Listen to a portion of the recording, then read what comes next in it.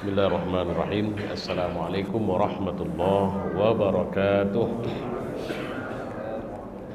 Alhamdulillahirabbil alamin wassalatu wassalamu ala asyrafil anbiya wal mursalin wa ala alihi wa sahbihi ajma'in. Qala Allah fil Qur'an a'udzu billahi minasy syaithanir rajim. Bismillahirrahmanirrahim. وَيَوْمَ يَعَضُّ الظَّالِمُ عَلَى يَدَيْهِ يَقُولُ يَا لَيْتَنِي اتَّخَذْتُ مَعَ الرَّسُولِ سَبِيلًا يَا وَيْلَتَى لَيْتَنِي لَمْ أَتَّخِذْ فُلَانًا خَلِيلًا لَقَدْ أَضَلَّنِي عَنِ الذِّكْرِ بَعْدَ إِذْ جَاءَنِي وَكَانَ الشَّيْطَانُ لِلْإِنسَانِ خَذُولًا.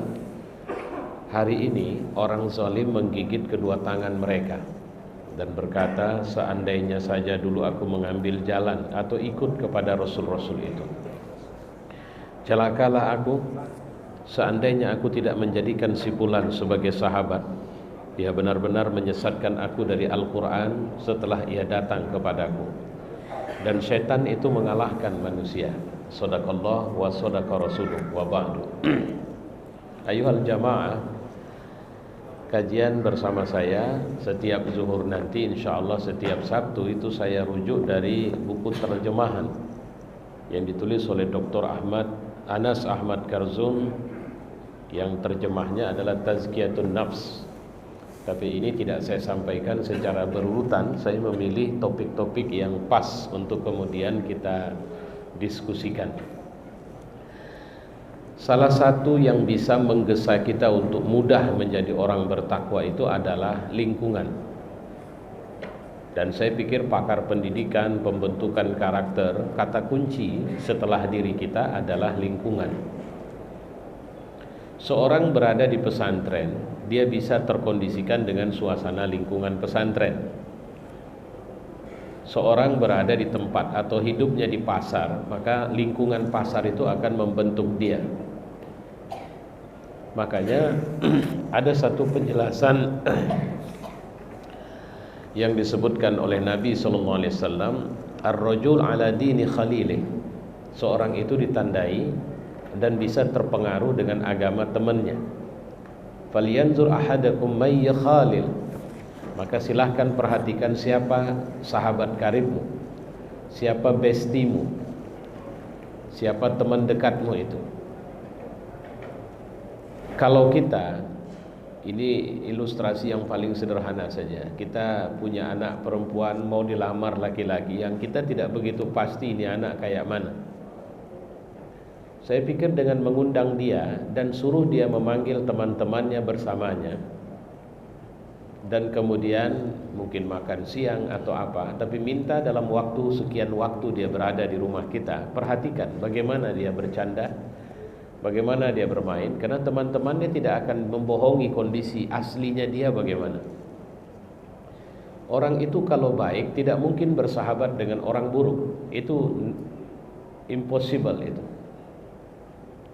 Orang baik akan bersahabat atau akan berteman dengan orang baik, karena ruh-ruh orang mukmin itu, kata Nabi, itu saling bersaudara itu. Walaupun kita sebelumnya tidak saling kenal, tapi kemudian begitu menyapa assalamualaikum sekali saja, itu akan terjadi kontak ruh. Itulah yang setan gak suka. Maka setan itu mau kalau kita bertemu, kalau bisa ngelengos aja lah, gak usah saling sapa, walau di masjid sekalipun. Tujuan setan supaya jangan ada jalinan hati. Karena kalau sudah terjadi jalinan hati, dan itu diantaranya, maka Nabi menyuruh kita untuk afsyus salam, tebarkan salam. Dan ini Ramadan adalah waktu terbaik. Jangan pernah berpikir Ramadan hanya untuk memperbaiki dirimu sendiri, tapi juga harus memperbaiki hubungan sosialmu. Kadang-kadang awak mentang-mentang ustadz agak lantam juga. Kalau jalan tunggu disapa orang dulu baru nyapa. Itu kenapa bisa terjadi? Itu sebenarnya karakter itu. Padahal Nabi mencontohkan, Nabi itu pernah sahabat penasaran sampai bersembunyi dia. Dia berondok di satu tempat, tujuannya supaya dia mengucap assalamualaikum di luar.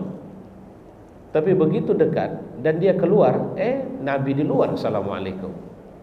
Nabi tergolong seorang pemimpin yang tinggi hatinya nggak ada, sama sekali nggak ada.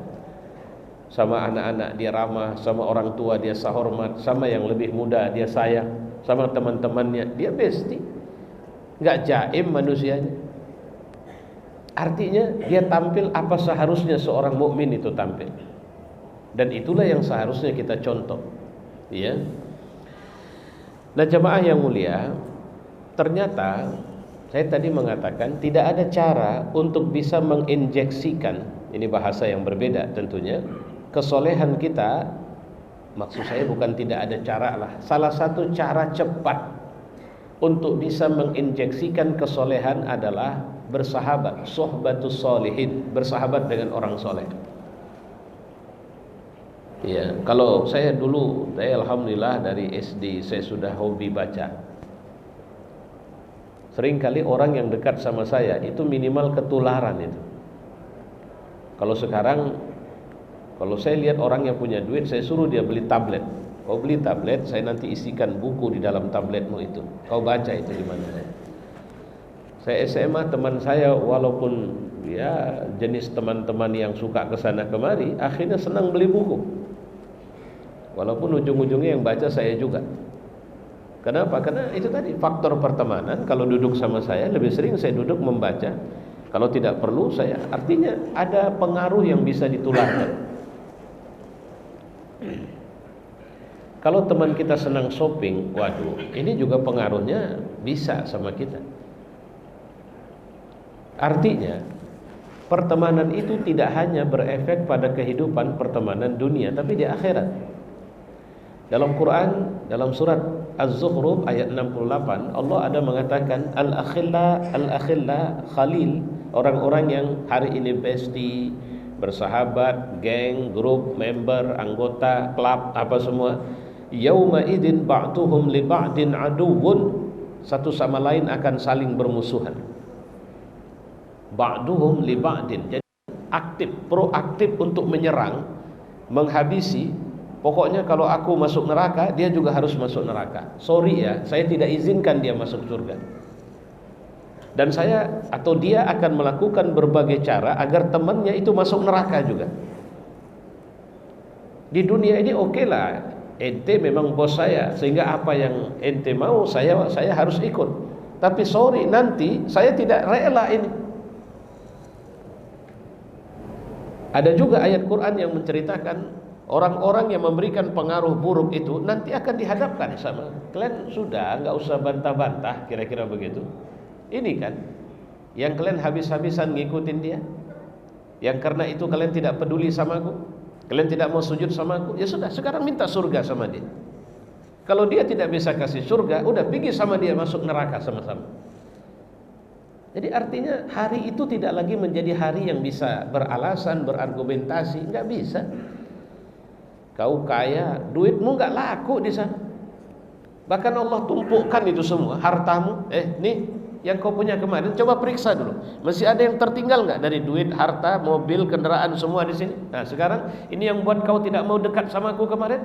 Ini yang buat kau tidak taat kepadaku. Ini yang membuat kau fasik dan ahli bermaksiat. Ini yang buat kau tidak lagi cinta, takut sama aku. Sudah, sekarang coba cari selamat dari dia.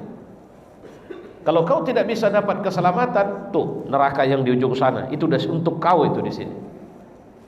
Dikasih, Allah Maha Adil, ambil itu.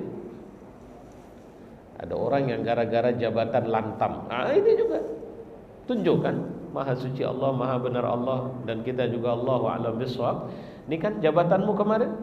Nah coba, karena ini kemarin kau tidak mau melangkahkan kakimu untuk tunduk kepadaku, kau tidak mau taruh keningmu ke tempat sujud, kau merasa kau sudah aman dariku. Nah sekarang minta keamanan darinya pada hari ini. Silakan. Kalau kau tidak dapatkan, tuh neraka itu samamu. Orang tidak hebat karena hartanya, orang tidak hebat karena jabatannya. Orang itu hebat di mata Allah karena takwanya. Takwa itu artinya apa? Takwa itu keberanian untuk mendrive diri, ikut apa saja yang Allah suruh dan tinggalkan apa saja yang Allah tidak mau. Bagaimana Ustadz bisa meyakinkan kami agar kami bisa nyaman kalau ikut apa yang Allah mau dan meninggalkan apa yang Allah tidak mau? Nah sekarang kerjakan saja. Coba kedip mata atur sendiri. Buat hitungan per setengah menit kedip mata. Sambil kedip mata, kau sambil diskusi. Tapi atur ya, setengah menit sekali matamu buka, setengah menit tutup. Coba atur sendiri. Tarik napasnya kalau bisa hitung per 1 menit lah, supaya lebih lama umsianya. Karena kan bisa berhemat. Ayo per 1 menit tahan napas, habis itu hembuskan, tarik lagi 1 menit kemudian hembuskan lagi. Coba aturlah sendiri. Ternyata apa yang kita makan waktu sahur sekarang ini jadi menu apa ya? Pencernaan bekerja untuk mencerna menjadi darah, daging, tulang, kulit, rambut atau apa? Enggak urusan kita itu. Sistem kerja jantung, sistem kerja limpa, sistem kerja ginjal, sistem kerja hati, semua bekerja dalam tubuh kita ini, enggak urusan kita itu. Lebih 90% bahkan enggak kita atur sendiri.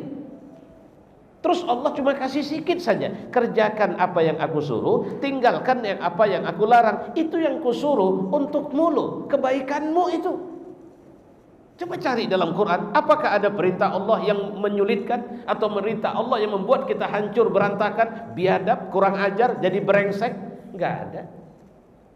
Apakah perintah Allah itu bisa menyenangkan orang banyak, membuat orang jadi senang lihat kita karena mereka akan menyebut kita sebagai orang baik? Iya. Terus kenapa kau tidak mau tunduk? Nah, ini persoalan ini. Ini kadang-kadang jujur saja ini kita ini udah coreng-moreng ya. Kalau sering saya mengatakan kita ini seperti berada di ruangan tersembunyi yang kalau ruangan itu terbuka kita nggak bisa angkat muka lagi. Kenapa? Karena kita ini udah bau busuk, jelek, jorok. Dari ujung rambut sampai ujung kaki coba cari ketika kita bermaksiat, maaf cakap, berzina seorang laki-laki dengan perempuan. Apa dia pikir kemaluan itu dia punya? Apa dia pikir kemaluan itu tidak akan bersaksi di hadapan Allah untuk mengatakan ya benar ya Allah saya yang melakukan? Apa dia pikir itu gratis? Ketika dia mencuri, sekarang boleh saja seorang mencuri bilang bukan saya. Seorang melakukan kezaliman bilang ini demi ini, demi ini, demi ini. Oke silakan. Kalau bahasa Medan, lantak kaulah segalanya. Tapi nanti jangan lupa kau akan ditanya oleh Allah Subhanahu wa taala. Ada satu kelompok orang nanti di surga. Surga itu ada temu reuninya ada itu. Jadi penghuni surga itu saling bertemu setiap Jumat. Kata Nabi dalam satu hadis. Lagi bincang-bincang ketemu lantas kemudian salah satu bertanya, si Anu teringatnya gimana kabarnya? Di mana dia tinggal? Waduh, dia kemarin pas pulang waktu naik jembatan sama aku. Agak 4-5 langkah kepleset dia, jatuh dia ke dalam. Mana? Neraka. Lah, ya Allah, jadi dia masih di neraka. Kabarnya penghuni surga itu bisa mengakses suasana neraka anytime, kapan saja. Jadi apa istilahnya itu? Streaming lah. Dia bisa, Allah alam apa teknologinya di sana, urusan di sana lah itu. Jadi kalau dia bisa masukkan kode nama, ketemu itu langsung suasana temannya di neraka, maka mereka pun menangis. Allah bertanya, ada apa? Ini kira-kira ilustrasi. Enggak ada ya Allah. Ada yang kurang rupanya, ku kasih di sini.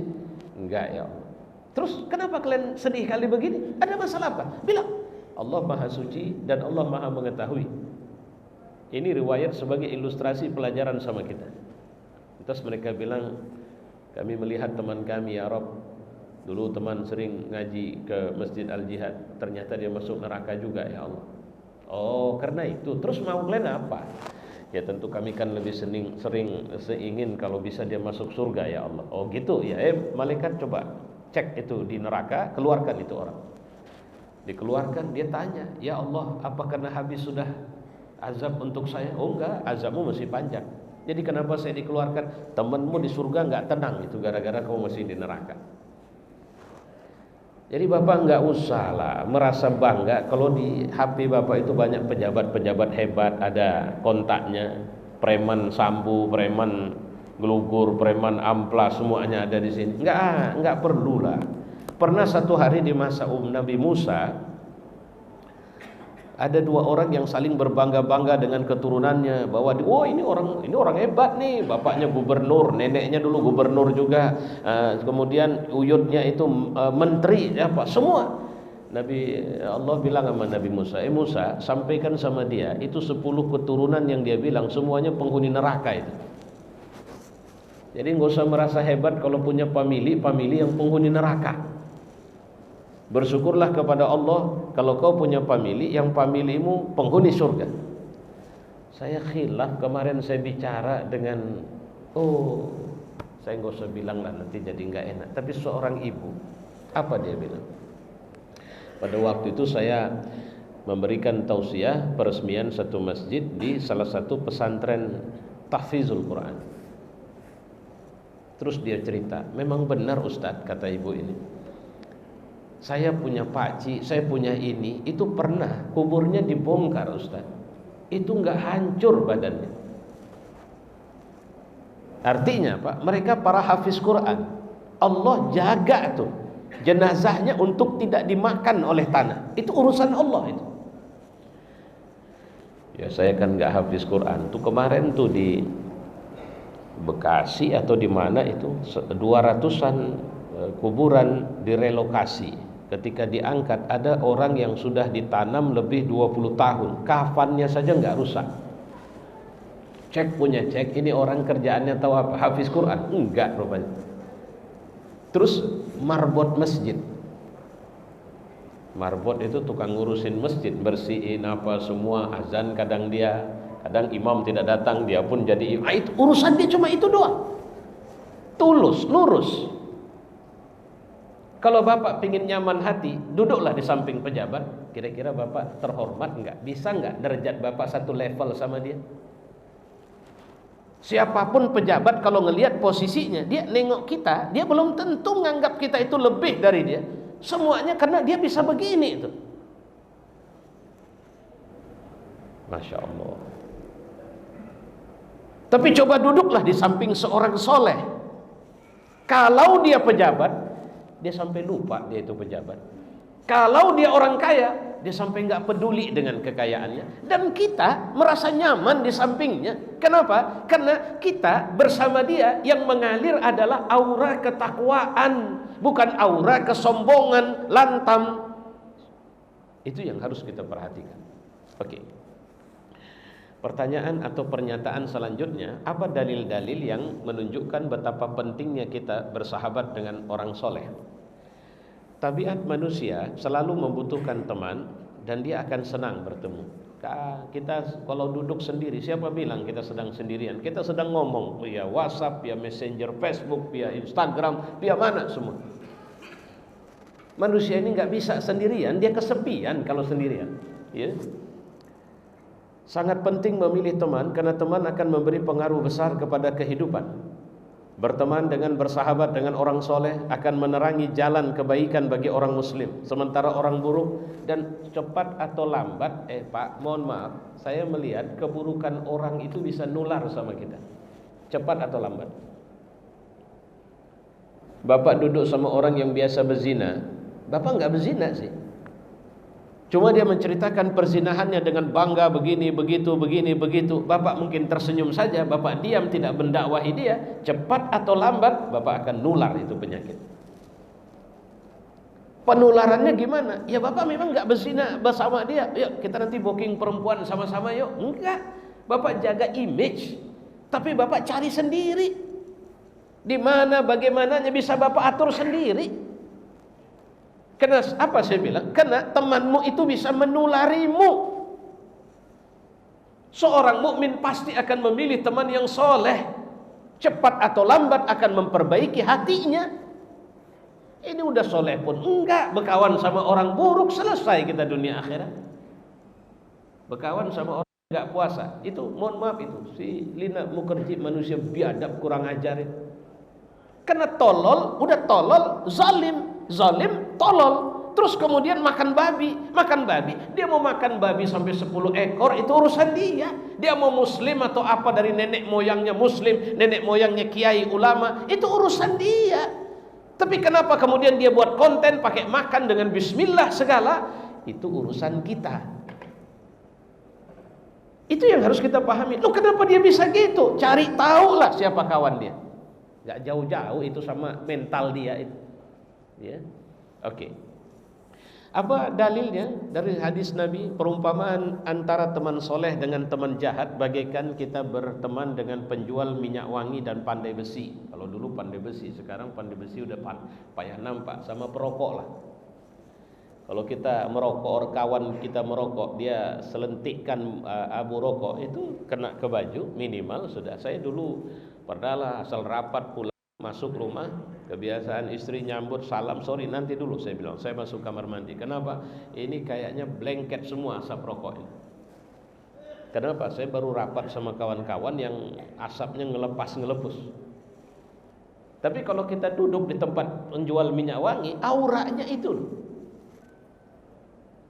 Tapi hati-hati kalau bicara ustadz banyak orang soleh, tapi kenapa bencana banyak? Itu orang solehnya udah nggak berdakwah lagi. Jadi kalau bapak melihat diri bapak sebagai orang baik, jangan berhenti berdakwah. Itu yang pertama perlu saya sampaikan. Kemudian yaitu tadi Nabi mengatakan ar-rajul ma'adini khalilih. Orang itu tergantung siapa temannya. Bapak jangan sedih kalau teman bapak nggak banyak. Kalau setiap bapak pergi kemanapun orang tidak menyapa bapak, nggak usah sedih. Tapi setiap jumpa orang soleh, kenal dia sama bapak. Setiap jumpa orang soleh, dia bersapaan dan bersalaman dengan bapak. Bersyukurlah kepada Allah, karena itu karunia dari Allah berteman dengan orang soleh. Bapak soleh masuk lapak tua, ditegur, Lai, sini dulu duduk, kita sebentar. Loh, kok kenal dia sama bapak? Iya, teman saya. Ya, namanya pergaulan, Pak Ustaz. Itu bukan pergaulan, itu jalan bisa merusak dan menghancurkan. Kau boleh, bukan dilarang untuk berkenalan, tapi bukan jadikan dia bestimu. Itu yang harus kita pahamin itu. Kemudian, apa sih pengaruhnya?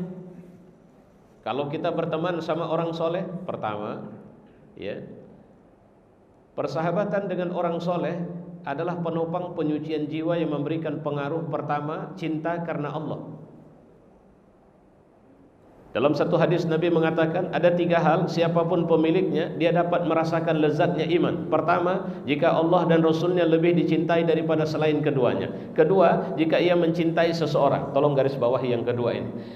Orang karena Allah saja. Saya sudah pengalaman kumpul dalam satu organisasi, mau itu organisasi politik mau bukan organisasi politik, karena masih di situ, waduh itu sahabatku fillah, itu saudaraku di jalan Allah. Tapi begitu awak tidak sama lagi, wah udah beda itu.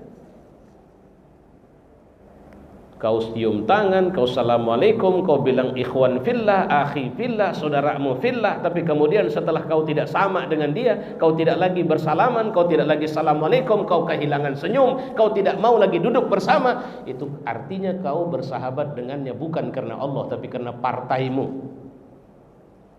Kata Nabi, nanti di akhirat itu di bawah naungan Allah, zilalillah, itu ada orang yang super VIP, itu pelayanan malaikat. Sampai-sampai para nabi saling tanya, siapa? Nabi juga? Enggak pernah, ini enggak ada dalam registrasi nabi. Para syuhada tanya, ini siapa? Ikut perang ini kemarin? Enggak ada. Terus kok begini ya pelayanan malaikat? Rupanya ini orang yang berteman di dunia cuma karena satu kepentingan. Sekarang bapak bisa, bung, salam merdeka, salam, segala balas salam bapak bilang. Segala sapaan bapak bilangin, cipika-cipiki bapak lakukan. Tapi coba cari tahu dalilnya apa? Hanya satu kepentingan. Apa kepentingannya? Karena Allah saja. Kalau karena Allah, nggak penting ente kaya, nggak penting ente miskin, ngau partaimu apa, selama kau adalah saudaraku di jalan Allah, kita bersahabat saudara. Coba bayangkan, orang mukmin pada waktu Umar masih kafir, apa kata sahabat?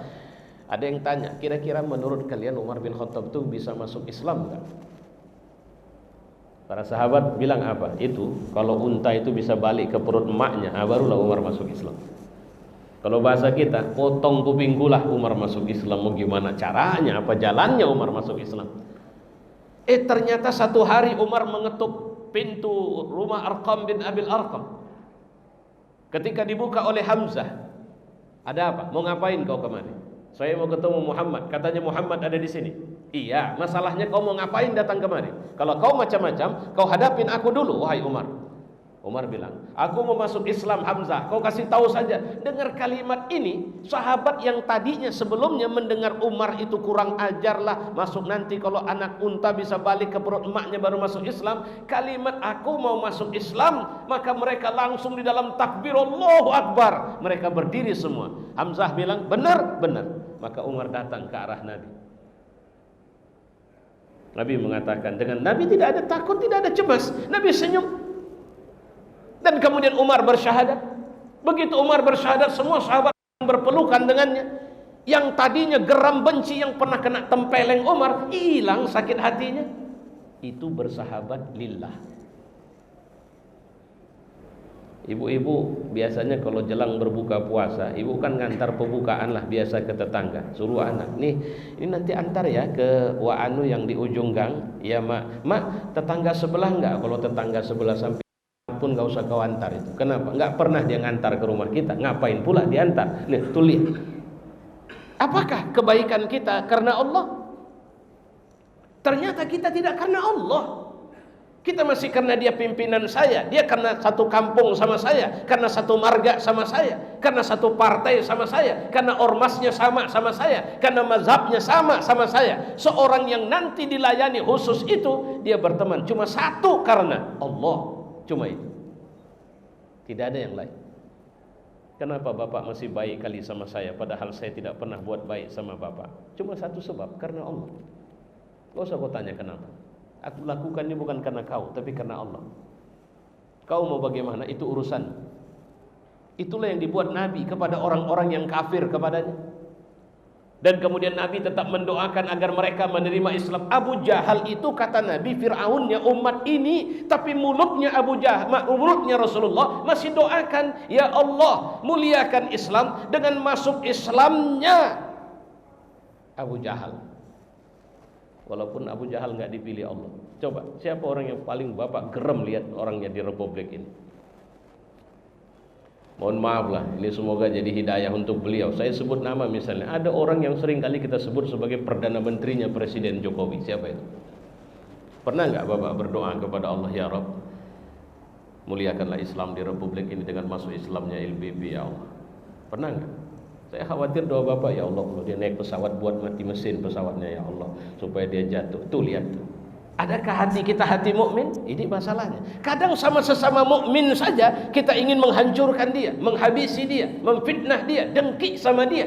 Ini loh. Apa sih efeknya itu? Ternyata efeknya sama kita sendiri. Orang yang kalau dia selalu menabur kebencian kepada saudaranya, dia terkerang penyakit hati yang bisa berakibat datangnya penyakit fisik. Jadi cinta karena Allah. Kemudian saling menasehati. Assalamualaikum ya akhi. Waalaikumsalam. Afwan, saya mau bicara sama Anda. Pertama saya sampaikan, saya mencintaimu karena Allah. Saya tak punya kepentingan. Kau pejabat memang, tapi sorry, saya datang kemari bukan karena jabatan. Tapi saya senang melihat kau jadi orang baik pada posisi kau sedang menjabat. Sedikit sekali para pejabat seperti kau. Aku cuma minta kepadamu, jangan lupa bertakwa kepada Allah. Itu pernah Atha bin Abi Rabah datang ke istana raja di zaman Atha ini. Kalau penampilan gak ada hebatnya ini. Orangnya kalau duduk, kata orang, apa katanya, kayak burung elang hitam. Saking jeleknya, udah hitam, jelek. Tapi ini ustadznya ustadz di zamannya. Satu hari dia masuk istana, karena dia adalah mufti di negerinya, di Mekah. Maka kemudian dia datang ke istana raja. Raja gelagapan. Datang gak ada. Kalau kelas saya pun mungkin kalau jumpa gubernur masih tunduk badan. Dia enggak, biasa aja. Ada apa ini ya Syekh? Ini saya datang membawa pesan dari masyarakat. Oh iya, kalian tolong catat ini apa perintah. Pertama, itu iuran lah. Ya, saya bahasakan iuran atau apapun yang harusnya dipungut oleh kerajaan, itu oleh masyarakat dianggap tinggi sekali. Ini situasi sedang ekonomi kan sedang tidak bagus. Jadi menurutnya ya kalau bisa dikurangi. Kau catat mulai hari nanti aku tinggal tanda tangan. Nah, udah kau buat penurunan itu iuran. Apalagi Syekh. Kemudian akses untuk mendapatkan kebutuhan air sulit. Kau catat, segera kirim orang untuk. Pokoknya raja apa saja dia bilang. Habis itu ada lagi Syekh, enggak ada. Udah, izin ya saya balik. Lantas ajudan biasalah ngikutin dari belakang, Ustadz apa ini dari Bapak? Apa dia bilang? Apa ini? Ini hadiah. Apa itu hadiah? Uang. Oh, bawa balik sana. Saya nggak punya kepentingan. Saya datang kemari bukan untuk itu. Saya nyampaikan kepentingan masyarakat. Dia pulang. Kalau saya digituin, wah alhamdulillah. Bilang sama Bapak kirim salam ya. Mudah-mudahan Bapak berkah rezeki. Mudah-mudahan apa nanti insya Allah. Dah belum sampai rumah udah dipirip-pirip. Apa ini? Nah, itu penyakit. Baik, kemudian nggak susah untuk cari keteladanan. Ini terakhir ini Mas. Insya Allah nanti kita nyambung di pekan depan ya. Atau kalau ada mungkin subuh ya, subuh Senin ya, Senin subuh. Insya Allah saya mengisi ini. Mungkin saya buat berkelanjutan yang malam. Kalau yang malam khusus saja lah. Yang subuh sama yang zuhur ini. Jadi yang ketiga, kita kalau mau ini kan kita ini banyak beribadah, mudah, enak kalau kita ada contoh. Saya kemarin bicara sama seorang bisnismen, Ustadz kata dia, satu hal yang saya resah sekarang ini, kehilangan contoh. Oke, kita bicara keluarga sakinah, bisa nggak kasih tunjuk sama saya nggak usah baca buku, saya nggak usah dengar seminar, saya nggak usah ikut pelatihan, tunjuk saja rumah siapa yang di situ hidup keluarga sakinah. Dulu generasi awal begitu loh. Kalau mereka mau tahu sahabatnya ini adalah orang soleh, bahkan Nabi mengatakan ini penghuni surga, datang dia ke rumahnya, izin boleh nginap saya di sini. Dia cuma mau tahu ini orang penghuni surga, apa lebihnya dari amal solehnya. Nah, kira-kira begitu. Kalau kita sekarang, masya Allah, kita kesulitan. Pemimpin soleh, yang mana sih? Kalau sekedar soleh karena rajin puasa sunat, nenek-nenek juga banyak rajin puasa sunat. Kalau pemimpin soleh karena rajin baca Quran, saya pikir anak kecil banyak yang kuat baca Quran. Pemimpin soleh itu karena dalam pelayanan dia menabur manfaat, bukan kesulitan. Dosen bagus, ini banyak dosen kadang-kadang kalau sudah mahasiswa urusan bimbingan skripsi, stres. Izin Pak mau ketemu, wah saya nggak bisa. Izin Pak mau ketemu, iya di sini jam sekian, datang, saya udah datang, iya nggak sempat. Pokoknya gimana caranya mahasiswa dibuat stres? Kau dosen soleh atau dosen salah? Dosen kurang ajar atau dosen benar? Nanti kau akan ditanya sama Allah. Maaf cakap ya, mohon maaf kalau di sini banyak dosen atau yang pernah jadi penasehat skripsi atau pembimbing skripsi. Di barat orang itu kafir loh. Itu kalau mahasiswa urusan penulisan karya ilmiah nggak disulitin. Di sini udahlah pintar enggak kali, cuma karena kebetulan posisi, tapi lantamnya tinggi. Aku dosen, kau mau apa? Nauzubillah. Ada ustadz juga begitu. Mohon maaf, siapa bilang ustadz itu pasti soleh? Belum tentu juga. Karena Nabi juga menceritakan ada ustadz yang masuk neraka. Begitu masuk neraka pecah perutnya, ditarik-tarik ususnya di neraka sama dia. Terus orang neraka nengokin, loh, mohon maaf Pak, ini kan ustadz yang di ceramah sering di masjid. Iya, terus kenapa masuk neraka juga? Ya masalahnya saya cuma ceramah aja, tapi saya nggak ngamalkan. Lah Ustadz, kalau cuma ceramah doang nggak ngamalin kan bagus jadi orang kurang ajar kayak kami juga, sama aja kita di neraka ujungnya. Itu ada loh hadis yang bicara begitu. Atamuruna an-nasa bil bir wa tansawna anfusakum wa antum tatluna al-kitaba afala taqilun. Kau suruh orang buat baik, tapi kemudian kau lupakan dirimu sendiri. Kalau bahasa bebasnya afala taqilun, kalau bahasa Medan kasarnya apa enggak punya otak. Nah begitu bahasa bebas. Kemana otakmu? Masya Allah. Tapi insya Allah mudah-mudahan kita orang-orang baik di jalan Allah yang bisa melakukan kebajikan yang banyak. Semoga saja Ramadan ketiga akan berbuah kebaikan dan keberkahan sampai di akhir Ramadan nantinya. Saya kira ini. Wassalamualaikum warahmatullahi wabarakatuh. Langsung doa atau ada dan jawab?